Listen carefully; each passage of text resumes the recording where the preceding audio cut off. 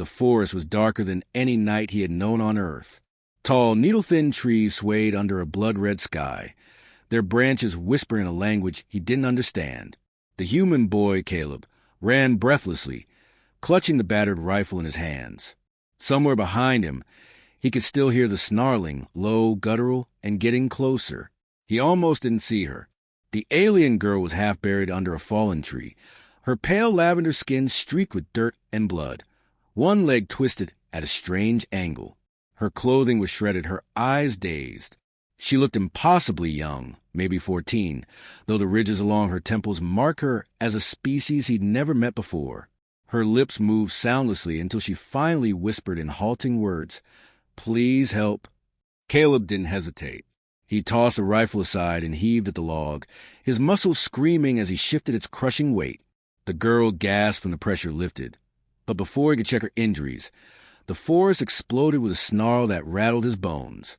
It came through the underbrush like a nightmare, taller than a man, its fur slick and black, with eyes that glowed like molten amber. Its mouth opened in a spray of foam, revealing jagged teeth that looked too big for its skull. Caleb grabbed the rifle just as the beast lunged. The shot went wide. The creature slammed into him, knocking him into the dirt. He felt its teeth sink into his forearm, hot pain flashing white in his vision. He screamed, but he didn't let go of the weapon. He swung it like a club, catching the beast across the jaw. It staggered, snarling, then lunged again, only to be met by another blow. Caleb didn't stop, even when his arm went numb, even when the blood ran hot down his sleeve. Finally, the thing turned, snarled once more, and melted back into shadows. Breathing hard, he turned back to the girl. She was watching him with wide, trembling eyes, one hand pressed at her side. "You're bleeding," she said. "Yeah," he muttered, voice shaking. "So are you." He tore strips from his shirt, wrapping her leg as best he could. She flinched but didn't cry out, biting her lip as he worked. He could feel himself getting dizzy, the edges of his vision darkening, but he pushed it aside. "Come on," he said, crouching so she could climb onto his back. "We have to move before it comes back." She hesitated, then looped her arms around his shoulders. Her skin was warm, her grip surprisingly light. Caleb started walking, every step sending fresh spikes of pain up his bitten arm. The forest seemed endless, the shadows closing in until at last he heard voices. Strange, musical tones that didn't sound human.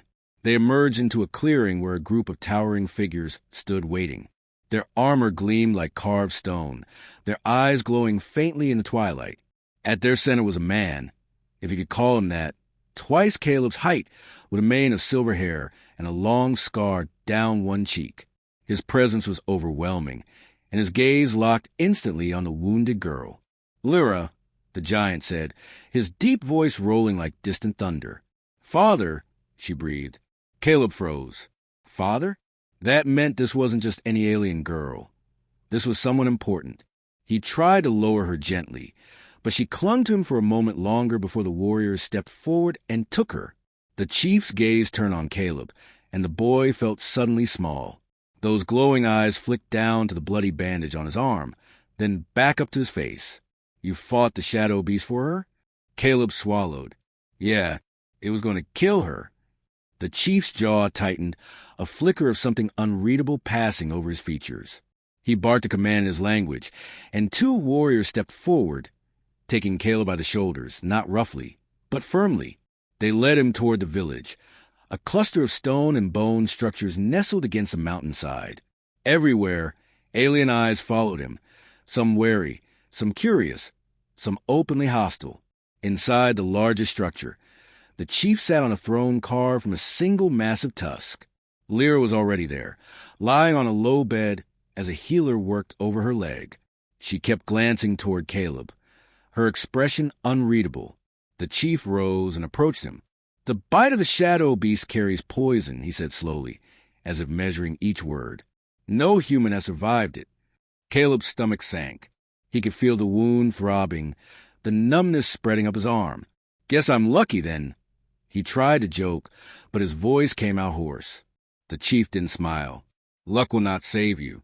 But you saved my daughter, so I will." He gestured to the healer, who brought forward a shallow bowl filled with a liquid that shimmered like molten gold. "Drink," the chief commanded. Caleb hesitated. The scent was strange, sweet, but with an undertone that made his stomach twist. Still, he lifted the bowl and drank. The liquid burned going down, and almost immediately his body convulsed. His vision blurred, and he collapsed to his knees, coughing. He felt as if fire were racing through his veins, chasing the poison, burning it out. When he could finally breathe again, the numbness in his arm was gone. The bite still throbbed, but the skin around it no longer felt cold and dead. The chief studied him for a long moment. "You will live," he said at last, "and because of your courage, you are now under my protection. No one in this tribe will harm you." Caleb stared at him, still gasping. "Why? Why would you do that for me?" "Because," the chief said, glancing toward Lyra, "you fought like one of our own, and because my daughter has asked it." Lyra's cheeks colored slightly under his gaze. "He carried me," she said softly. "When the beast attacked, he didn't run." The chief inclined his head. "Then it is decided." From that day on, Caleb was not just a guest in the alien village. He was something else, something more. The warriors taught him their ways, their hunting calls, their battle stances. The children followed him with wide eyes, whispering about the human who had fought a shadow beast. And though the chief's expression was always stern, there was a weight behind his words now, a quiet respect. But it was Lyra who stayed closest. She limped for weeks, yet always found him, at the training grounds at the edge of the forest, sitting by the fire at night.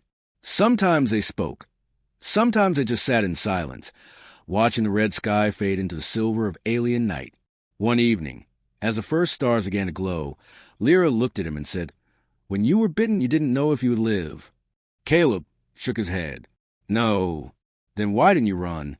He thought for a long moment. "Because you were hurt. And if I ran, you'd die. That's not something I could live with." She smiled faintly, her alien eyes glimmering. "That is why my father calls you kin now." Caleb didn't know if he'd ever fully understand this world, its dangers, or its strange beauty. But as the fire crackled and Lyra leaned just slightly against his shoulder, he realized something else. He wasn't alone anymore. And maybe, in this faraway place under the blood-red sky, he'd found something worth protecting. Not just with his life, but with everything he was.